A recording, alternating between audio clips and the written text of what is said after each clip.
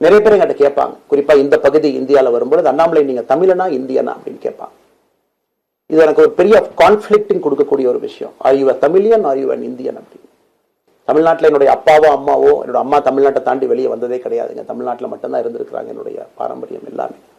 அப்பா ஒரு முறை தமிழ்நாட்டுக்கு வெளியே சின்ன வயசுல வந்துட்டு போயிருக்கிறாங்க. அங்கேயே ஆண்டு காலமாக இருந்து விவசாயம் செய்யக்கூடிய குடும்பம். எனக்கு முதல் வாய்ப்பு தமிழ்நாட்டை விட்டு வெளியே வந்து லக்னோவில் படிக்கிறதுக்கு, அதன் பிறகு டெல்லியில் இருப்பதற்கு, ஹைதராபாத்தில் 2 ஆண்டு காலம் ட்ரைனிங்ல இருப்பதற்கு, அதன் பிறகு கர்நாடகாவில் 8-9 ஆண்டு காலம் IPS அதிகாரியாக பணி செய்வதற்கு. ஸோ இந்தியா முழுவதுமே கிட்டத்தட்ட அந்த 10-15 ஆண்டுகள் சுற்றிவிட்டேன்.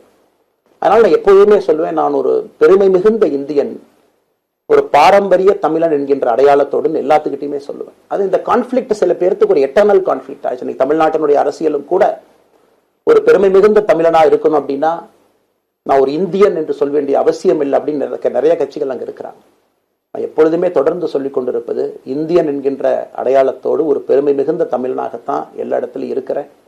அப்படித்தான் இந்த இயக்கத்திலும் இருக்கணும். நாம் ஆரம்பிக்கக்கூடிய இந்த இயக்கத்தில் உங்களோடு பயணம் செய்யணும். தமிழ்நாட்டினுடைய எந்த பிரச்சனையும் கூட முன்னிறுத்தி சசமில்லாத நம்முடைய தமிழ்நாட்டினுடைய வளர்ச்சியை நாம் எல்லோரும் கொண்டு போகணும். எத்தனையோ பிரச்சனை. நான் பாரதிய ஜனதா கட்சியில் இணைந்த பிறகு எல்லா தலைவர்களும் பெரும் ஒத்துழைப்பு தான். இருந்தும் தனியா போகணும், உள்ளாட்சி தேர்தலில் தனியா போகணும், தமிழ்நாட்டினுடைய அடையாளத்தோடு பாரதிய ஜனதா கட்சி இருக்கணும். தமிழ்நாட்டினுடைய அடையாளம் மிக முக்கியம் என்பதற்காகத்தான் அன்னைக்கு தலைவர் திரு JP நட்டா அவர்கள் நிறைய பேர்த்துக்கிட்ட பேசி நாம உள்ளாட்சி தேர்தல் தனியா போகணும், அதே போலதான் லோக்சபா தனியா போகணும். ஏதோ தனிப்பட்ட முறையில் எனக்கும் இன்னொரு கட்சிக்கும் பிரச்சனை இல்லைங்க. பாரதிய ஜனதா கட்சி ஒரு தமிழர் அடையாளத்தோடு களத்தில் இருந்தால் மட்டும்தான் அது தமிழர் நலத்தை முன்னிறுத்தக்கூடிய கட்சியாக இந்திய அடையாளத்தோடு இருக்க முடியும் என்கின்ற ஒற்றை நம்பிக்கை மட்டும்தான். டங்ஸ்டன் பிரச்சனையாக இருக்கட்டும், அதை கத்தி கூச்சல் போடாம அதை பொறுமையாக ஒரு இடத்திற்கும் சென்று நம்முடைய கட்சி அதை நம்ம சரி செஞ்சு கொடுத்தோம்.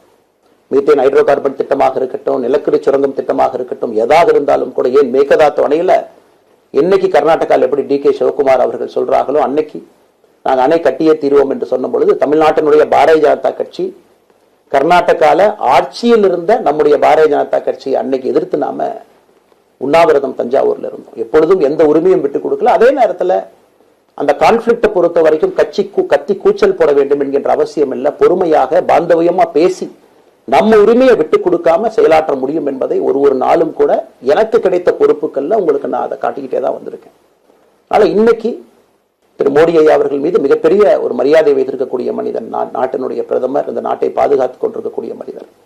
ஆனா ஒரு லெவல் வரும் பொழுதுங்க, இந்த சின்ன சின்ன பிரச்சனைகள் அப்படியே சேர்ந்து வரும் பொழுது தொடர்ந்து நாமும் அவர்களுக்கு பிரச்சனையாக இருக்கக்கூடாது. ஒரு பிரச்சனையை எடுத்துட்டு போய் இங்க பாருங்க இந்த பிரச்சனை, இந்த பாருங்க இந்த பிரச்சனை, இந்த பாருங்க அந்த பிரச்சனை, ஒரு அளவுக்கு தாங்க நம்ம சொல்ல முடியும். அதனாலதான் பொறுமையாக பாரதிய ஜனதா கட்சியினுடைய முக்கிய தலைவர்களை பார்த்து மிக பொறுமையாக, இது இன்னைக்கு கான்வர்சேஷன் 3 நாளா நடக்கலைங்க. இதை கிட்டத்தட்ட நான் 1 ஆண்டு காலமாக பாரதிய ஜனதா கட்சியினுடைய தலைவர்கள்ட்ட சொல்றேன். 18 மாதங்களாக எனக்கு இருக்கக்கூடிய கருத்து வேறுபாடுகளை மிக பொறுமையாக, வெளியில கத்தி கூச்சல் போடாம மிக பொறுமையாக 18 மாதங்களாக எல்லா இடத்துலையும் சொல்லிக்கிட்டே வர்றேன்.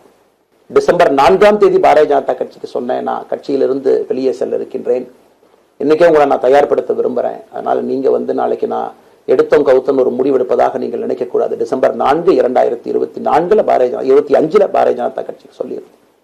தேர்தல் பணியை முடித்துவிட்டு செல்ல வேண்டும் என்று சொல்லியிருந்தார்கள். அதுவும் இந்த கட்சியினுடைய ஒரு உண்மை தொண்டனாக கட்சி சொல்லியிருக்கிறாங்க, தேர்தல் பணியை முடித்துவிட்டு மே கடைசி வரை நம்முடைய பணியை செய்துவிட்டு தான் வெளியே வரணும் அப்படின்னு. அடுத்து நாம் என்ன செய்ய போறோங்க?